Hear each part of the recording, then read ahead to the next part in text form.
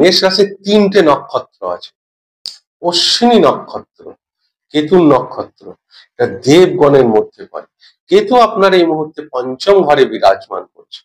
5 নম্বর ঘর বুদ্ধির ঘর, সন্তানের ঘর, এডুকেশনের ঘর, প্রেমের ঘর। তাহলে মেষ রাশির এই মুহূর্তে যারা অশ্বিনী নক্ষত্র, তাদের প্রেমের কিছু ব্রেকআপ, বা ছাত্ররা যাদের এডুকেশনের ফোকাসের জায়গাটা নষ্ট হচ্ছে। কিন্তু এই অশ্বিনী নক্ষত্র বিরাট পবিত্র নক্ষত্র ধরা হয়। প্রথম নক্ষত্র, 27টা নক্ষত্রের প্রথম এবং সব থেকে ভালো পয়েন্ট, দেবগণ কেতুর নক্ষত্র।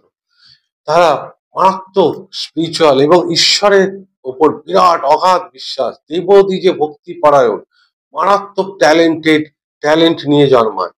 কিন্তু এই অশ্বিনী নক্ষত্র এত ট্যালেন্টেড হওয়া থাকার সত্ত্বেও জীবনে না বারবার ফেলিওর হয়ে যায়। সাকসেস এতে অনেক দেরি হয়, জীবনে বিরাট সংঘর্ষ, স্ট্রাগল চলে আসে। আর কারণ জন্মছকে নিশ্চয়ই ভাগ্যের জায়গাটা নেগেটিভ।